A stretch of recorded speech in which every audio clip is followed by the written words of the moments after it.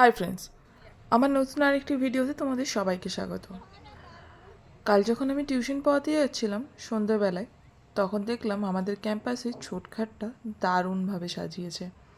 তাই ভাবলাম নিজের সাথে সাথে তোমাদেরও দেখার জন্য একটু ভিডিও বানিয়ে নিই। তো যখন গিয়ে পৌঁছেছিলাম তখন প্রায় ছোটখাট খালির পথে, কারণ সন্ধ্যের যে সমস্ত অর্ঘ্য দেওয়া বা সমস্ত কিছু ও পুজোর পাটের কাজকর্ম সেগুলো প্রায় শেষের মুখে। কিছু কিছু মানুষজন ছিল আর প্রায় ফাঁকাই ছিল। তাছাড়া এই পোর্শনটা এতটাই ভিড় হয় যে ঢুকে দাঁড়ানো যায় না। কাল সকালের শুধু কথাটা আমি চিন্তা করছি যে কতটা আনন্দ হবে আর কতটা মজা হবে জায়গাটায়।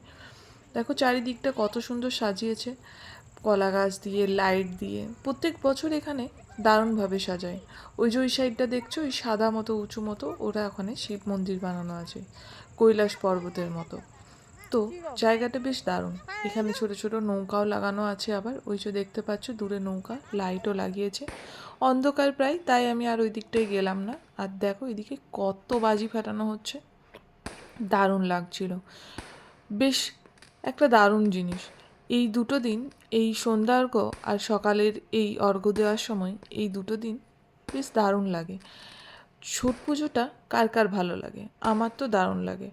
ছট পুজো শুধু ছট পুজো নয়, এইটা বলে নাকি আমাদের যেমন ষষ্ঠী পুজো হয়, সেই ষষ্ঠী পুজো বাচ্চাদের জন্য যেমন আমরা করে থাকি, ছট পুজোটা মায়েরা তাদের বাচ্চাদের জন্য এবং ঘরের শান্তির জন্য করে রাখে। তো দেখো কত সুন্দর, কত রকমের রং মশাল, কত রকমের রংবাজি। দেখতে বেশ জায়গাটা দারুণ লাগছিল।